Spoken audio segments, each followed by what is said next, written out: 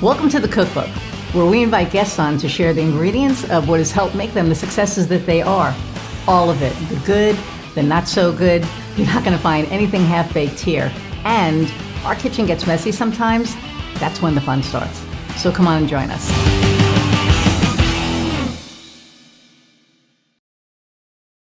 Okay, so hey, there are times when we all could use a little extra help and support in our lives. Whether there's something you're struggling with or just seeking connection with other people who understand what it's like to be in your situation, Inovia Behavioral Health can help. Inovia is a subscription-based organization that provides unlimited access to a wide variety of educational, experiential, and therapeutic support groups that are led by live expert facilitators. Now, you can get 20% off your membership with the discount code Cookbook20 when you subscribe. Check it out today at inoviabh.com. Inovia, feel better. Hey everybody, and welcome to another episode of The Cookbook. I'm Iris Goldfeder, your host, and I'm super excited about our guest today, Ken Warman. So I'm going to read a little bit about him and bring him on. Ken has 25 years of experience with a proven track record of building successful leaders and high-performing teams. He is a strategic leader, trusted advisor, and provides valuable coaching to his clients through a combination of diverse business experience and talent development skills. Ken has led teams as a CFO, COO, and head of consulting practice for a Fortune 50 company, Prudential Financial. He provides solutions, workshops, and designs and delivers programs for clients seeking to develop leaders for their organizations. Through a strong business foundation and dynamic approach, he creates engagement, personal growth, and successful business outcomes with his clients. A talented leadership and International Coaching Federation certified coach, he builds deep relationships of trust with his clients and elevates them through heightened self-awareness and authentic dialogue, resulting in improvement of individual and organizational performance. Ken offers behavioral, emotional intelligence, 360 feedback, and other assessment tools to raise client awareness and guide behavioral development and change. Ken's background and style are well suited for technical and service industries, including financial services, technology, pharmaceutical, telecommunications, consulting, education, and similar industries. Clients from mid-career and new leaders to C-suite executives. Ken is a purpose-driven leader and coach that is dedicated to developing and serving others. All right, so without further ado, let's bring Ken on. Thanks, Iris. Thrilled to be with you today. I really appreciate the fact that you've invited me to have this conversation, and I'm looking forward to it. No, absolutely. And I love your background, and I love how your background has kind of organically brought you to where you are. So let's talk about the Leader's Evolution. Why don't you tell the audience what you do? Yeah, sure. So the Leaders Evolution focuses on leadership coaching and leadership consulting. And I'm sure we'll talk a little bit more about my background, but as a leadership coach, I work really hard to create bonds with my clients and in essence, uplift them and have them achieve their goals. Because of my business background, many times we talk about performance and results and goals first from a business perspective. And that oftentimes makes its way into our coaching engagements or our consulting engagements, but then very much focus on the leader growing, developing, and sort of achieving their best self, focusing on culture, focusing on the big impact that they can have on the people around them. That's the unique area that I bring to the table. And there are various engagements and services and ways that we engage with clients. I could talk about those a little bit later, but at its heart, it's really uplifting leaders, making them be the most successful version that they can possibly be, and then, having a huge impact on the people around them. Right. And it can be daunting. I mean, when, somebody gets promoted to a C-level, things change, right? And, for them, it's probably a little scary. And I know some of my friends were promoted, like years ago, they were promoted and they were like, I know that they saw this in me, but holy shit, I don't know how to navigate this, So that's where you come in. You would kind of be like, okay, we'll help you navigate this new role, because now they're not just responsible for like a management team, and then they're like responsible for everybody. Yeah. There's a couple of times that are extraordinarily useful to have conversations with me, and one of those would be right before, right upon, or right after getting a big promotion or moving into a senior leadership role. There's a lot of things that have to change at that point, and I call it making the leadership pivot, right? A lot of the things that you've likely focused on up until that point in time will continue to be important for you, but there are many other things that you need to focus on to be successful in that broader leadership role. And so that transition point, that leadership pivot, when people are moved into new roles, is really one very important time to engage. A second important time is actually if you've been in a leadership role for some period of time, and because of the conditions around you, right? COVID and all the changes that various businesses have had to deal with, especially in this topic of what does our workplace look like going forward.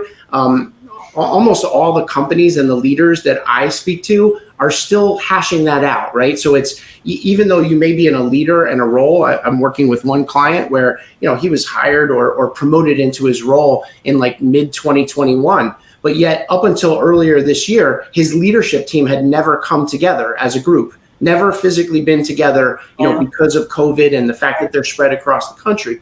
So it doesn't just have to be right after a promotion. It can be any leader that's really trying to take stock of where they are, and particularly if they have a big performance trajectory or very lofty, ambitious goals. And in order to achieve those goals, their team is going to have to perform differently. That's a really right time to engage as well. And then the last place is, I would say, small to medium-sized business owners or business leaders, right? When you're sitting atop an organization, anywhere from 50, 100, 250, 300 people, oftentimes you may be somewhat isolated in terms of being able to discuss challenges that you see within your organization. And so those that are in those roles, again, timing doesn't necessarily matter. You may be in that role for 5 years, but yet you've sort of come to this recognition that it would be really, really useful to take your leadership to the next level, in that company. That becomes a third important group and time to engage and have a conversation with someone like me. Wow. That's, and I think a lot of people don't, I think it takes a lot for somebody to admit that, they do need coaching, right? Because I think that, ego does get in the way, and, they're like, oh, I can handle this. And then, they realize that, maybe they do need help. So you yourself transitioned, right? Like you went from, you got promoted from whatever level you were at to the C level. Yep. How was that for you? Yeah, I mean, I learned a lot along the way. I would say in the early stages of my career, I struggled at points in time and learned a lot about myself and that transitional journey. And I'm particularly reflecting back on some of the changes. When I first became a director or I first became a vice president, there was a lot of good that came out of that, Iris, but there were also some struggles that now in hindsight, I think I could have progressed through much easier or potentially much quicker, with my team.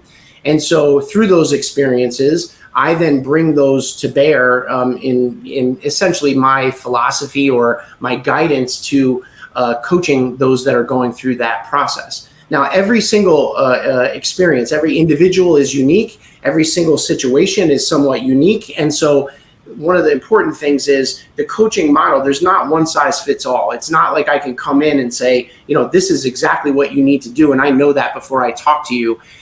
It's a very consultative advisory type role where you're engaging, you're asking a lot of questions, you're understanding the situation, and through that, we're going to create the right actions, the right behaviors, the right roadmap for that leader to be successful. Of course, I carry through the lessons that I learned, and I think I matured and grew and started to develop, this process of making change in leadership. when I was in corporate, particularly at Prudential, I had 9 different roles over 19 years. And so therefore, like every couple of years, I was going through this process. And I guess, if you practice something long enough, you start to get better at it. And I learned a lot from the process. I also studied a lot from other people and learned, what they did well. And so, all that gets brought to bear when I interact with my clients and help shepherd them through, their own process. Right. I think that, that's what makes you the ideal coach for them, because you've lived it. And you've learned, right? So absolutely. Yeah. And there's something else that you mentioned, the notion of, it takes a lot to acknowledge or the ego element of it. And I do believe that mindset actually should very much shift, right? And when you talk to people about like, oh, I want to improve in golf, or we need to improve our systems, around our organization, or the sales process. One of the first things that people think about in that regard is, oh, I wonder who knows this well. I wonder who can coach us through this process. And so for golf, you'd go to a professional golf coach, or go down to the range and see, wait a minute, is there a pro around here who can teach me how to do it? And people are very willing and open to do that. And I think when you think about processes within your business, oftentimes it's like, oh, maybe there's a consultant or someone that we can hire to help guide us or bring us the roadmap of that. But yet, for whatever reason, in leadership, people don't necessarily make that connection. And I think that that's a miss. I think that there are super talented coaches out there, and there are people that if you invest the time, there are no doubt in my mind that I can be a catalyst for people to be able to come over that hump and achieve success in a much faster time frame than it would take them if they just went it alone. And this is the benefit of coaching. This is why I do what I do in large part. And it is sort of like a mindset, a stigma or whatever that people, I think, need to put beside them and focus on what is it that's going to make me successful, and how can I deploy the right resources to be able to do that? Because if we do, now all of a sudden those business results, those lofty business expectations are going to be that much more achievable, and we're going to be able to get there, with the support and the force of everyone that works for us and within our team. See, I think that now, especially, it seems like nowadays, companies and executives are more open to that coaching. Back in the day when, I was in corporate, I never hit C-level. But when I was back there, I worked for a lot of people that could definitely have used coaching. And because I think that there are some people, there are bosses and there are leaders, right? Yep. And I think that now people are more opening, and they're realizing that they need to be a leader and not a boss because of the giant resignation that happened, Sure. In 2022, where everybody was leaving because they didn't feel valued. Yeah. And as a leader, you have to lead and help people grow. So I think they're more open to that now. Yeah, there's no doubt there has been a shift in this. And what I would say to you is the smarter organizations, the better leaders, the more progressive organizations, they are figuring this out. And that's why they recognize the power that coaching or leadership development can have. You're absolutely right. If you go back maybe 25 years or so, coaching, I think in large respect was, especially in mid to large size companies, was viewed many times as being punitive, right? Like meaning like, okay, here's a person that seems really smart and they've sort of fouled up several times with their interactions with their people, and therefore we got to bring in a coach. That model is an old model. It's a model that I never work in because it's just not, to me, it's not an area of my focus as to how to sort of fix or correct someone that has made, multiple mistakes and significant mistakes over time to get that. The model that we focus on is a high potential model, somebody that really wants to achieve something big, and we use it as a springboard, a platform to jump off of. And the leaders that recognize that, the companies that recognize that, they're at a great advantage, and they're growing more rapidly, and they're attracting more talent, and therefore, over time, the effect of that, there's no doubt in my mind that it will play out, and those will be the winners in the talent game. And unfortunately, there's going to be some losers, and they're the people that don't necessarily recognize or aren't progressive in their thinking around the impact that leadership can have. So now, when you do your, executive leadership, do you coach the entire team, or do you coach the leader, and then the leader teaches the team, or do you get this whole all-encompassing? Yeah, it's a great question, because the answer is yes, it's both. and so I would say in about 50 to 60% of my client interactions, it would be what I would call a traditional leadership coaching model, which means a one-on-one relationship with that individual, right? So vice president X, Y, or Z, or C-suite, leader, or whatever the level is of the person. They engage the leader's evolution.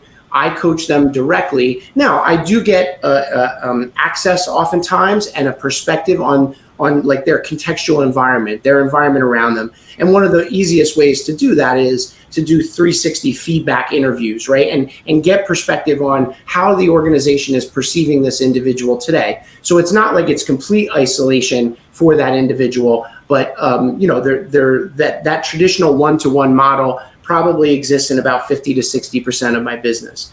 However, there are some group programs, some team programs that I have developed, and there the answer is no, it's actually I'm coaching the full team. Now, one leader may be the sponsor of that. So I'll give you an example. In the high performance team program, that is perfect for a senior leadership team, or really any intact leadership team that has a significant charge. So I'm currently working with large pharma company Regeneron here on the East Coast, and working with a senior leader within their organization and that individual's leadership team. They have a huge, ambitious, sort of the big, hairy, audacious goal of having to do a product launch. And they recognize, wow, like in order for us to accomplish the results that we need in the next 6, 12, 18 months, we have to be at the top of our game. We have to be basically optimally performing, and we have to perform like a high performing team. And then you ask the questions like, are they at that level yet? And we were asking these questions last year. And thankfully, they were honest enough to say, no, we're good. We're really, really good, but we need to be great. And so through this high performance team program, essentially, they get me directly coaching their leader, and then also working with the team. And we do that in a group learning experience where, 5 or 6 times over a period of 5 or 6 months, we'll get together, we'll probe really important topics like building a group purpose, or building, sort of a just cause, as Simon Sinek would call it, a just cause for that team. Many groups of people within organizations have not necessarily defined that. And when I ask them, I'm surprised, like, no, they don't really have a group purpose. They'll oftentimes refer to the purpose of the organization, the mission of the organization, or, yeah, we've talked about that, but they haven't really developed it and clarified it. And that's such a powerful experience to go through. So as part of our program, in many instances, again, it's not one size fits all, but in many instances, we spend very intentional time doing that. And it's tremendous bonding that goes on, and very, very powerful, catalyst for the team to move forward. So in essence, that model is what I would call a hybrid model, whereby there's a lot of one-to-one coaching, but then there's also group coaching or team coaching that's going alongside that. And I actually think that that's a differentiator of the leader's evolution. There are not many people or firms that I've heard that embrace that hybrid model. They're either one or the other. They're like, yep, we do coaching and it's one-to-one, or we do group programs, we do leadership development work and sort of work with teams, but we infuse the two together. And so far, we've been getting tremendous results and outcomes by doing that. That's awesome. And soon the case studies will be on your website. But anyway, that's another story. Yeah, we got more examples than we got case studies, so we got to catch up, Iris. We'll get more of those case studies up on the website for sure. We got it. Well, yeah, that's another conversation, but I think we're having that next week. But so what I find interesting about, and what's so powerful about what you do is that, for the first off, for the leadership team to be able to say, no, we're not where we need to be. That takes a lot. I mean, it really takes a lot. Even, when I restarted my business last year, for me, it was very much like, okay, I'm going to do this. Am I ready to take it to the next level? And 5 years ago, when I asked myself that question, it was, yeah, sure we are. And the answer was really no.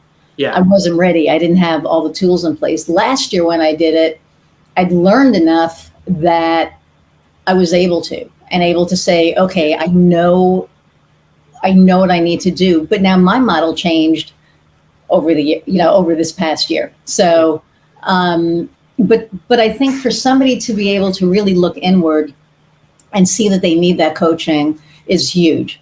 And for a team of people to be able to be like, okay, we need to go from good to great, and to recognize that and bring you in. Yeah.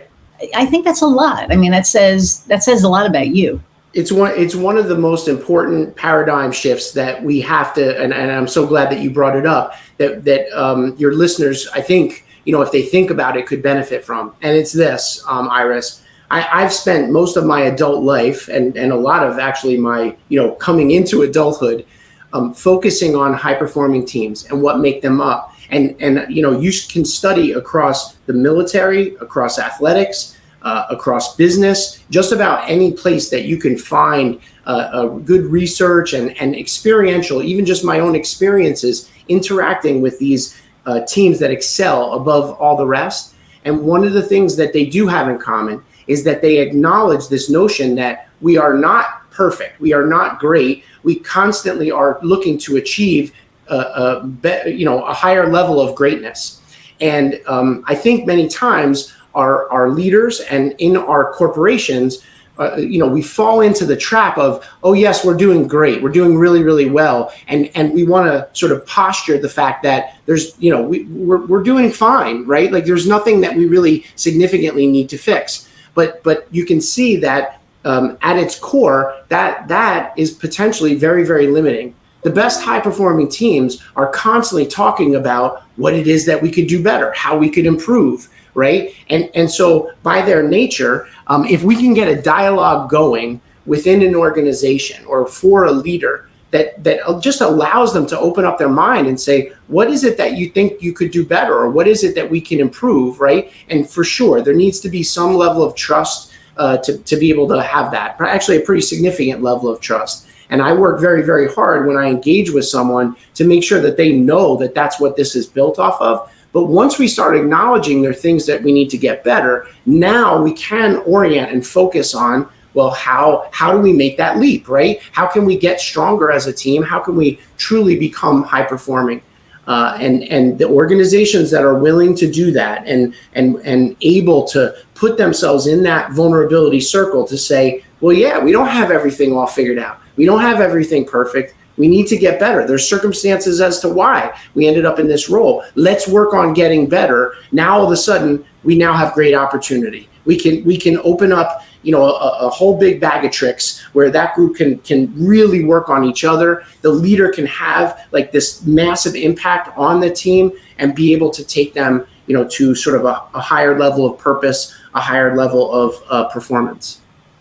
Right. That is, I think all of that is amazing. And for, my audience out there who, are struggling, I mean, I think that this is something that,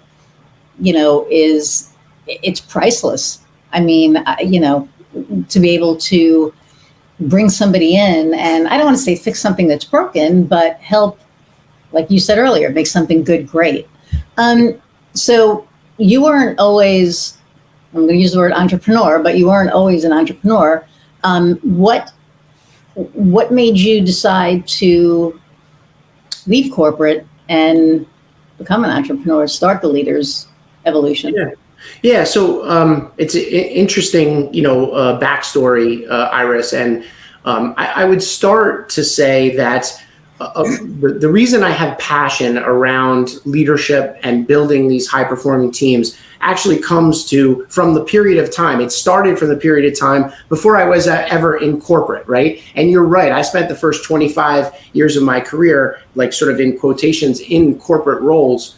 But the genesis of my focus on leadership and high performing teams, as I reflected upon it, and this will become very relevant in a couple minutes as I share this story, actually started when I was, sort of in adolescence, becoming a teenager. And the two places where it was most prominent, one, I was a strong athlete and I played every team sport imaginable. And I loved particularly baseball and basketball, and I got relatively good at that. But in that role, I realized that if I behaved as a captain, as a leader, that our teams would be more successful. And I started to learn like what the elements were of leadership, sort of like peer leadership within a group where you weren't necessarily the coach at this point and you weren't, the owner of the league. You were just a player, but you could step up into that leadership role and have a really wonderful influence. And I did that, and I was blessed to to play on, some amazing teams, particularly through high school and then on through Division I athletics, playing baseball there. The second important element that I carry forward now upon reflection is I had awesome role models within the early stages of my life, great coaches, great teachers, but importantly, my family was super, super strong in terms of now, my views on leadership and teamwork. Have, wonderful parents who are still with me, two older sisters that were great, these amazing women around me. But the single most important influence on me was clearly, without question, my dad. And so my dad was a great parent, but he was also a tremendous role model. And Iris, my dad was a U.S. Marine Corps officer. And so he raised us with a heck of a lot of discipline. There was a lot of structure. There was a lot of high expectation of, showing up on time, showing up early, getting done what you needed to get done. But the most important element that I learned from him was, I remember vividly conversations when I was like 14, 15, 16 years old. So this very formative time of when I'm coming into myself, sort of trying to transition from boy to man. And he said to me, Ken, you are, tremendously, you have a lot of gifts. You're a good communicator. You can do just about anything you want in life, but I want you to promise me that you'll do something that serves others. And he had me focus and orient on this notion of the best impact that we can have in life, especially as a leader, is what the people around us do. And that comes from his military background. That comes from the Marine Corps philosophy of, no man or woman gets left behind. The leader's role is to make the people in their company successful. And that's the most important thing. And so I had that mindset, as I went into my corporate career. Now, again, you don't leave school at 23 years old and become a leadership coach or a teamwork guru. I needed to experience it myself. And so for the first 25 years of my career, I went through those corporate, experiences. And I'm very grateful that I did, because it gives me tremendous context and experience now to be able to guide people that are also in those tough jobs, in those roles where the expectations are very high. I work for two great organizations. I think you named them: KPMG, the large accounting and consulting firm, and then Prudential Financial. And for 25 years, I had ascending responsibilities, and I essentially had to walk the walk, right? I had to figure out how to lead people and have that impact on others. And I'm very proud of what I did. I made some mistakes along the way. We all do. But I learned a heck of a lot. And ultimately, I had a really good, impact. And I'm very grateful for those experiences that I had. At the end, and this is why this all ties together, Iris, you asked me, how did you make this pivot? And so, unfortunately, the company that I work for was going through downsizing. And at 47 years old, I got called into my office, the office of my my boss, my manager. I thought I was going to have a one-on-one. I had my whole list there, and I was being let go. I was being downsized, and it came as a huge shock to me because I had never really experienced any bad performance in my entire life or career, and it wasn't associated with bad performance. Although in your mind you oftentimes associate that. Sure. It was simply that they were making structural changes. But what it did was it caused me to take a pause. And, at this fairly adult stage of my life, I spent the time and I reflected upon what are you really good at, right? Like what are the strengths, the gifts, the things that differentiate you? What's your passion? What's your purpose, right? And it was only at that point, quite frankly, that I started to create this plumb line back to when I was an athlete and the impact that my dad had on me. And like these various experiences, it wasn't until I took the time to really reflect upon that I realized like that really is my passion. I was doing all these other roles and occasionally I would be able to live out that passion, but I wasn't necessarily living it every day, right? And so the third piece of it that's really important is I reflected upon, now where in the marketplace is that needed? Like, are those strengths and are those gifts needed in the marketplace? And I kept talking to people that were in companies and they would share with me, yeah, our leadership doesn't have it together, or our culture, isn't what it should be. And more and more, I would realize, man, like the opportunity that for leadership and culture and high performance team development is literally like endless, right? Like it's like there's an ever flowing a fountain of opportunity. And so it was at that point, the juncture of those three things coming together, my strengths, my purpose, and sort of this market need, that then caused me to say, you know what? If I create my own leadership consulting firm and I go out and I work with companies and leaders day after day, number one, that's not going to feel like work. It's going to feel like fun. And every day I get to do that and sort of live out my purpose. And number two, that there's a business model here where, we can raise the fortunes of a lot of different companies and leaders. And at the end of the day, there's a value to that. There's a real value to that. And so at that point in time, with 3 kids about to go to college, in the next 10 years, I launched my own business called The Leader's Evolution and haven't looked back since, and have only looked at what I'm doing, which I thoroughly enjoy, and looking ahead at all the opportunity that's ahead of us to help and really be a catalyst for numerous leaders and companies that are in our future. And with that, you are being of service to others, right? Which was what. That's it. That's the beauty of it, Iris, is because in what I do, and I share this whenever I do a workshop, especially when I'm talking to groups, it comes out much more. I always thank them because at some level, there's that promise that I made to my dad, and I get to live it out. And they're giving me the opportunity to live it out, and therefore they get the best of me. They get my energy, they get my enthusiasm, they get my best thinking, they get all I got, right? And because if you're following your purpose and you make promises like that to somebody that you really care about, that you're going to bring your best every single day. Yeah, I love that. I love seeing you so excited. I think like since I've known you, this is the most excited I've seen you. So. Well, you're asking good questions and you're talking about stuff I love. So keep going. So, well, I'm going to ask you one in a second, but so what I love about your purpose being of service, that's my purpose as well. I found out 20 years ago that my, reason for being on this earth was to be of service to others. So I love that we have that synergy because it's important. We're given these gifts, we're given these skills, and let's face it, there are people out there that don't use it. That use it for. They don't use it for their clients' benefit. I think they use it a little bit differently. But I think that you and I, when we serve to, really elevate who we're working with.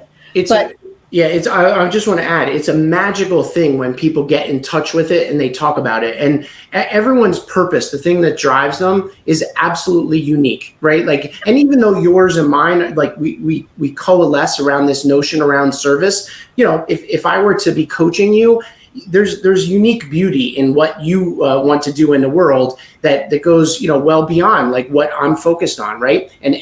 But the process of getting in touch with that, the process of discovering it, Iris, it is remarkable how many people, very talented, sharp people, have gotten to a point in their life where they still yet have not uncovered that.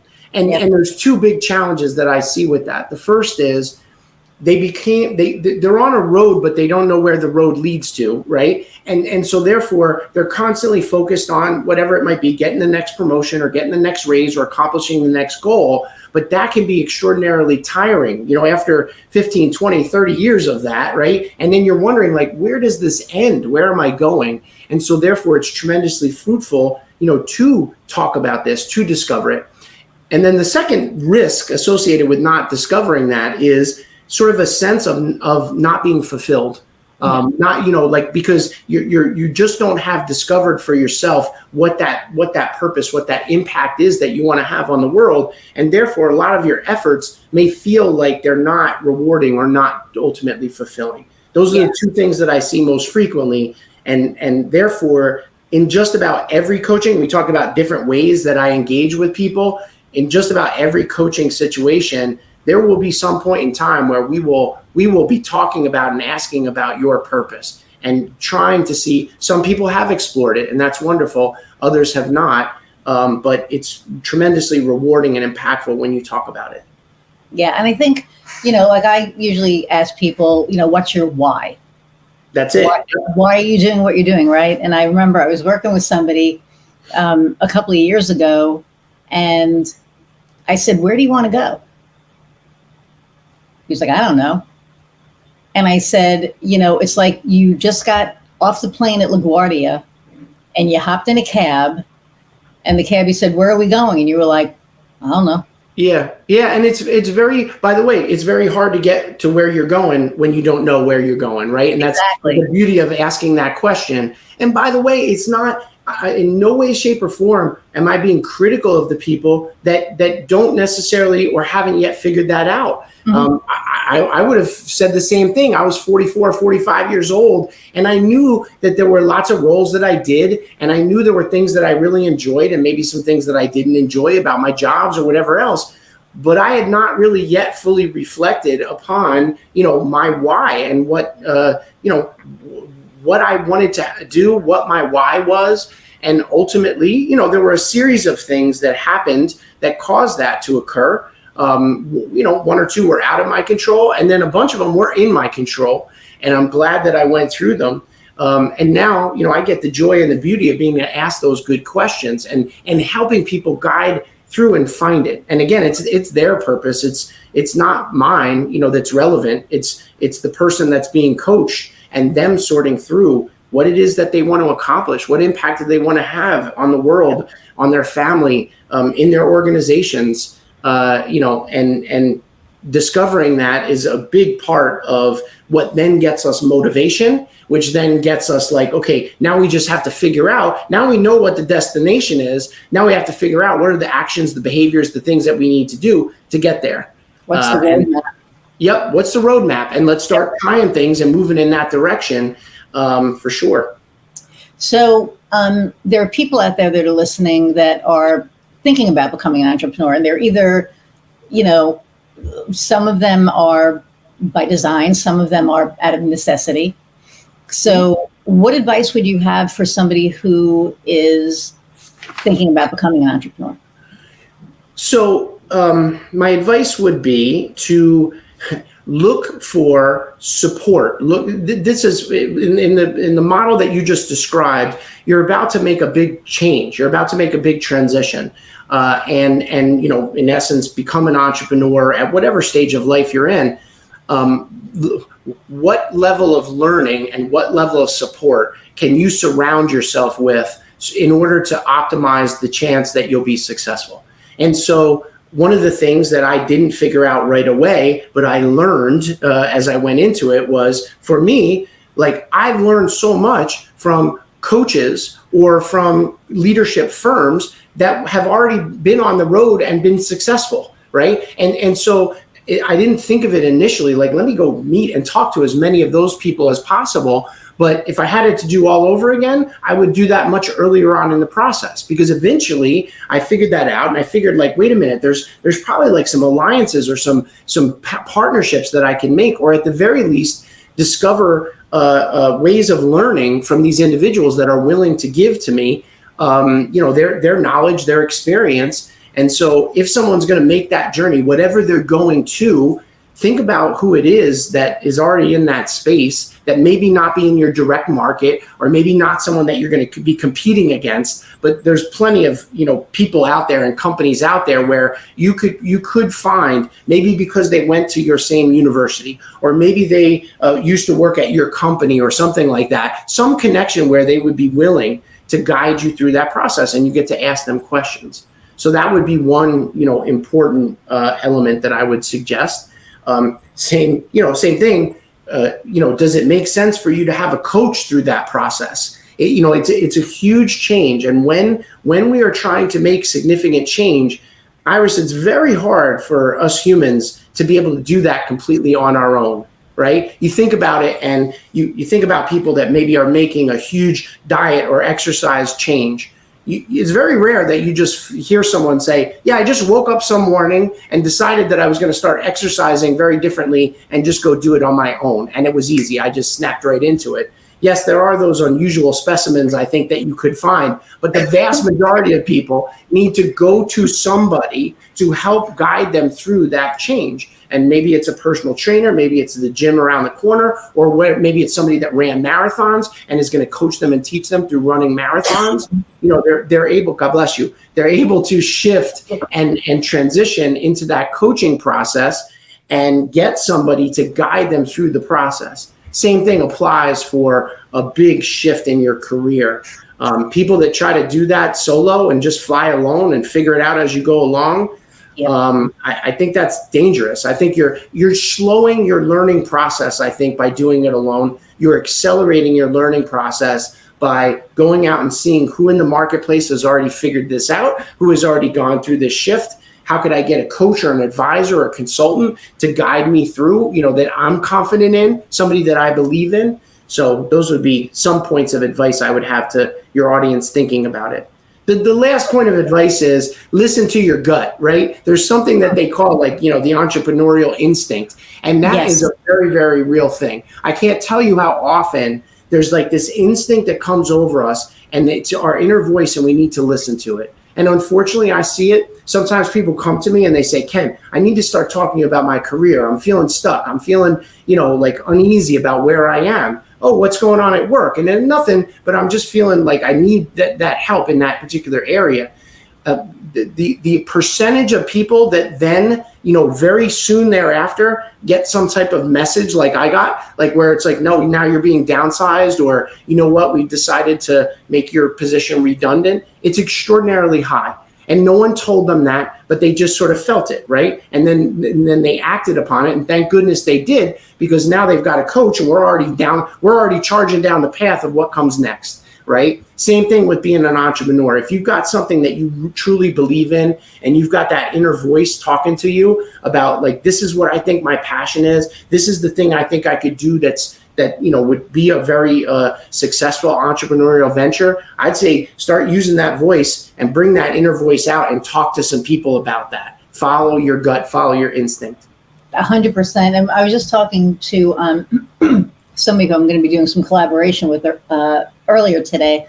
And we were talking about, your instinct, that inner voice, right? And for me, for lately, it's if it's not a full body yes, then I don't do it. And you know what that is. I think inherently we all have that, that gut feeling. And sometimes it's ambivalent. And for me, if it's not a full body yes, then it's a no. Yeah. Because if it's a maybe, there's something there that's kind of awry. And I've been listening to my gut for the last I want to say 6-7 months, and I've been right every single time. I've been right about who to work with, who not to work with. Yeah. And that's hard. Yeah. When you realize you're not going to work with somebody, it's we're not a good fit. And, and it's that's been very interesting. Yeah. And I think people after doing it. Yeah, I'll just add, this applies beyond sort of the entrepreneurial, aspect. It applies very clearly to the leadership model and the teamwork model that we're talking about. Sometimes people have these instincts about something's not altogether right, or why am I getting engaged in these conversations? I wish that they were better. And the coaching process of getting that inner voice that we have talking around in our head and start to get that to verbalize out to someone else, and then say, okay, that's good. Now we got it on the table. Now what do we want to do about it? What are we gonna do next around that? And we start to ideate around not just having that stuff bouncing around in our mind or on our gut, but actually like pulling it out on the table. Life's too short to be weighing that stuff for, days, months, weeks, years, right? And it's like, what are we going to do about that? Oftentimes that leads us to very important discoveries. Yeah, I agree 100%. So now, what are some obstacles that you've gone through in your business? Because you've been doing this for 10 years. No, I launched my business. So this is, the timing is very, very interesting. One of the big obstacles, Iris, was COVID. So I launched my business in basically like August, September of 2019. And so if you do the math, I had about 6 months underneath my belt in this new awesome, adventure, and the whole world changed. And you know what? Again, like I look at that obstacle. So again, limiting mindset. I had this view. I have a fairly good network here in the Northeast. Particularly probably like Connecticut, down through New York, down to Philadelphia. That's my home territory. I've lived my whole life here. I've worked predominantly in that area my entire life. So I have a good, network. I have a good feel for the companies and industries here. So I came out of the chute thinking that's going to be my peeps, right? That I'm going to go call on these people. I'm going to go meet them, have lunch with them, and talk about their businesses, learn what's going on, learn what the challenges are, and then we'll come up with solutions together, won't we? Well, guess what? About 5.5 months into that, it was like, yeah, good luck. You're not having lunch with anybody. Right. You're not meeting any new people that way. Right. And thankfully, I had already embraced the virtual tools, the virtual medium that we're essentially using right now, where I had used Zoom, and I realized that I can coach people through Zoom. Well, guess what? That was one, a big positive for my business, but two, it became very liberating. Why? Because now my territory is way beyond Connecticut to Philadelphia. Yes. I started coaching people in Florida. I started coaching people in Minnesota, California, and I realized, like, wait a minute, this medium, this coaching thing is sort of boundaryless. You could go anywhere in the world if you can connect this way. And particularly the one-on-one connection, once you establish a relationship of trust with someone, it feels 99.99% the same, than like being in person. You can create the same emotion, the same flow back and forth. Right. And so I was able to pivot my business very, very quickly. At least quickly in my view. Maybe others wouldn't think it was so quick, but it just allowed me to pivot and understand, what do I need to do differently? And so my coaching business, I think, matured a lot over the period of time of that obstacle. And it probably wouldn't have if I had not been thrown that curveball, right? If I had not had to face that obstacle. Similarly, the group work that I've done, as you can imagine, there was sort of a wet blanket sitting over that for about 12 or 18 months. Understandably so. People didn't understand, all the risks. And so everyone was quashing, we're not going to have our leadership conference. We're not going to have our sales conference. We're not going to operate as in a team format. Some virtual engagement, which we did and continue to do. But now, that I think we're thankfully beyond the worst for sure. And people are now opening up and saying, man, we haven't gotten our leadership team together ever, since COVID, right. Or we need to have our sales conference. We haven't done it in a year and a half. Like we gotta teach people, we got to get back to learning. Now, all of a sudden there's this tremendous tailwind and opportunity that's coming from the marketplace to be able to engage with people like me and do meaningful learning, as a group and doing it together. Right. See, and it was funny because COVID did the same thing for my business. I was always local, right? Yeah. Never thought of going virtual in like a million years because everything was local. And when COVID hit, my wife is an essential worker, so she was gone every day and I was home and I'm a social person. I'm like, I need people. What am I going to do? Yeah. I hopped on LinkedIn and I found my tribe on LinkedIn. And I got into video and all the other things. When I started doing video, people, started learning how to know, like, and trust me.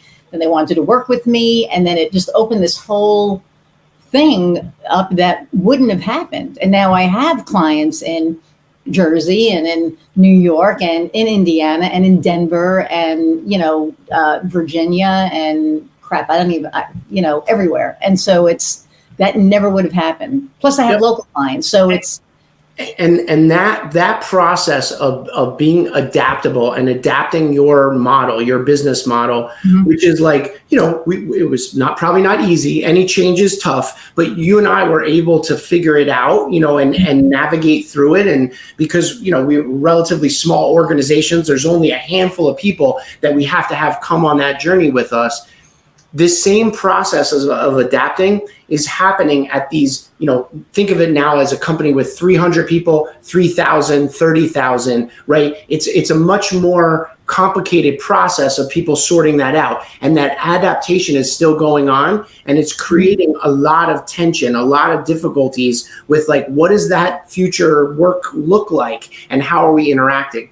By the way, it is absolutely solvable. And something that if people want to have a conversation, there is a pathway, there's no question in my mind, to be able to create the right, learning model and work model for your organization. It's a massive opportunity. It takes intentional effort. It takes focus. It takes leaders that are willing to have tough discussions and, really put themselves out there, not necessarily just make mandates and say, hey, we want you in the office, 3 days a week or 5 days a week or whatever it is. That's not necessarily going to get us there. But there's a huge opportunity for the adaptation process that's happening in larger organizations in just about every industry that I come across. Yeah. And it's been, it's been interesting watching so many different companies and clients of mine pivot, during COVID, but one of my favorite stories is a local bistro, and they're a restaurant. And when COVID hit, a lot of restaurants were closing because people couldn't go in. Well, they decided they were going to become a market. So basically the stuff that they would create their dishes from, so all the different ingredients, so lettuce and all the staples that you needed, they turned it into a delivery service. Yeah. So they made the pivot, and then when they would deliver something, they would put a roll of toilet paper and a little hand sanitizer thing in, right? Fast forward, COVID is over. They opened up a market right next door to the restaurant. It's this, huge market that has stuff from like all over the world. And they made that pivot, and they're constantly, changing and adapting. And I think, like you said, you and I were able to adapt.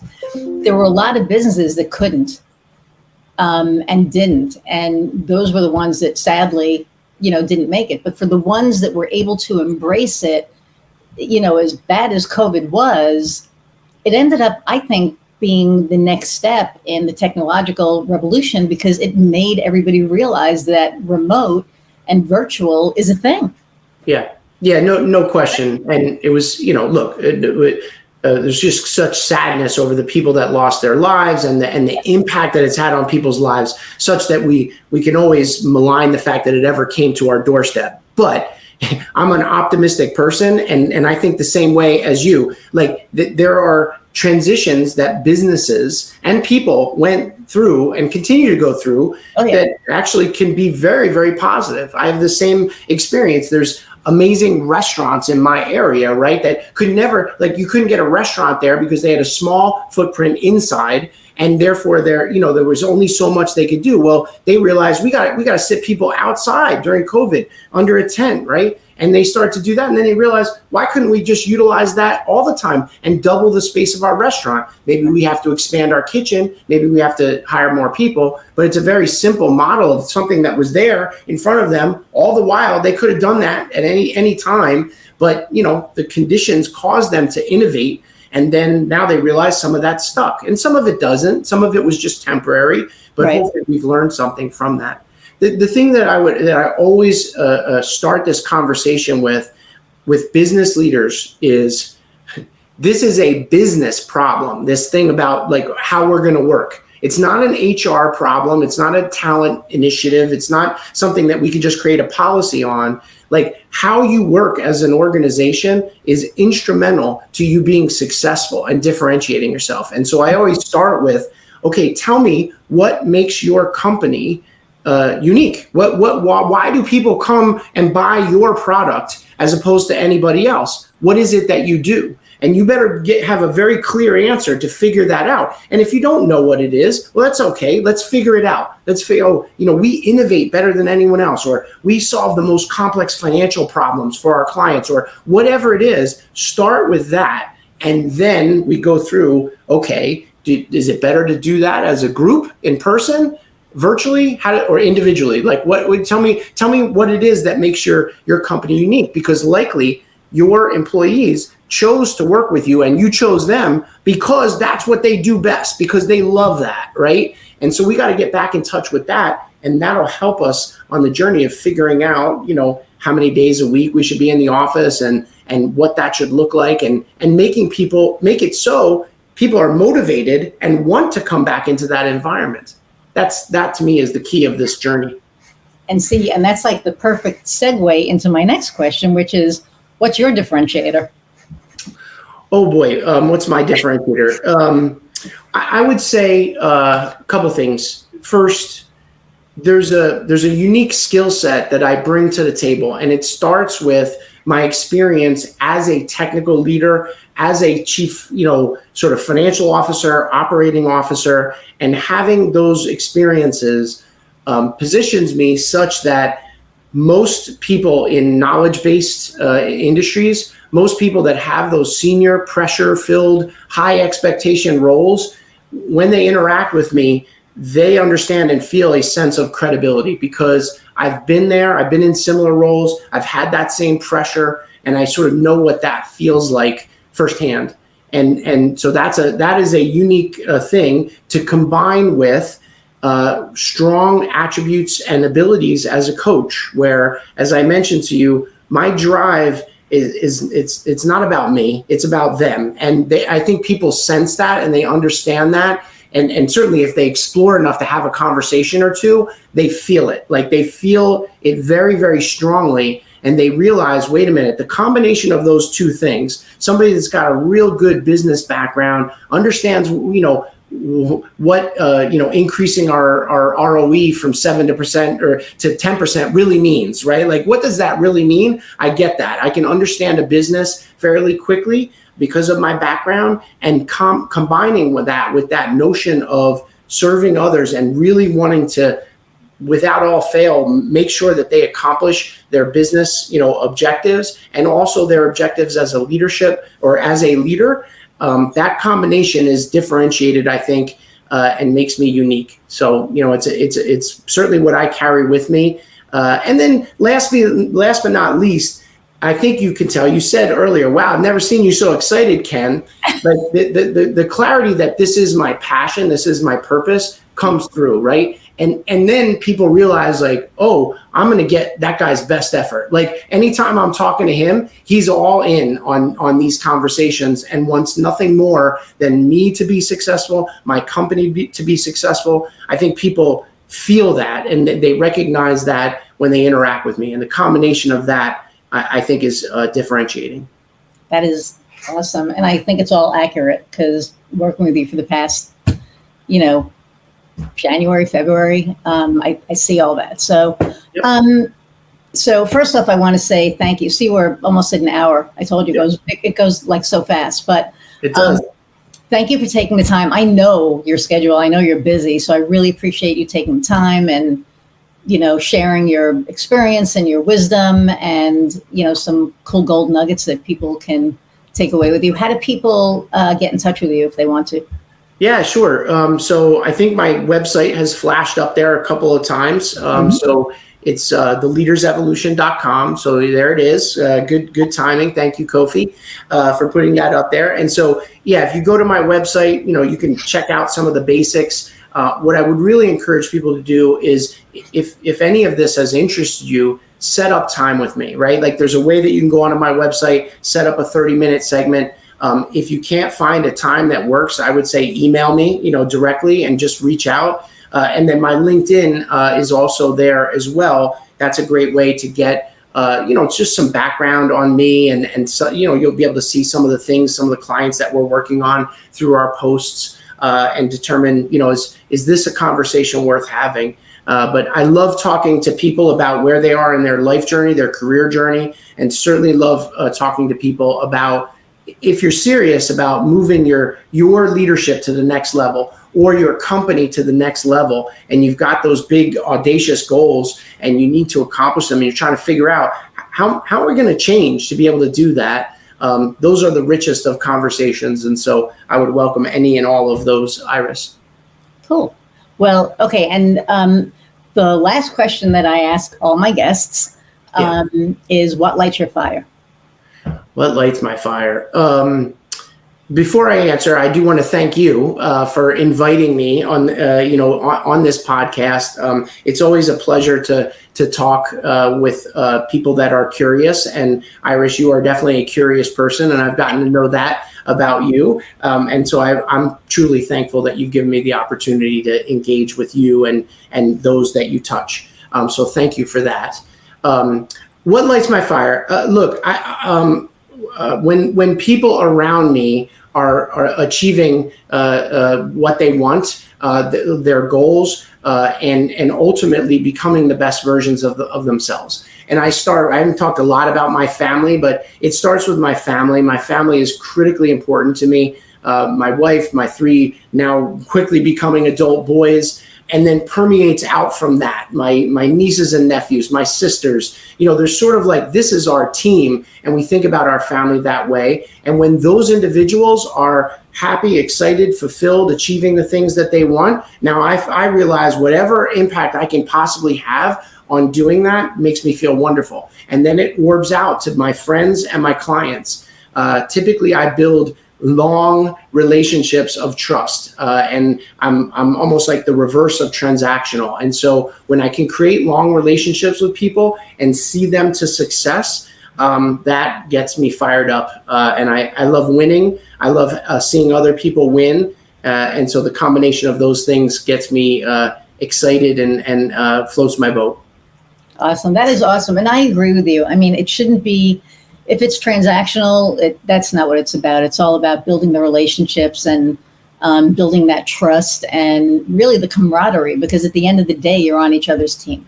And And what that means is, and especially in the business setting, people that I have worked with, already, like they're clients for 4 years, 5 years. It doesn't happen in every instance because it sometimes it's not needed. Mm-hmm. But, certainly the optimal clients are people that either keep coming back or we work with their organization in a very meaningful and long run way.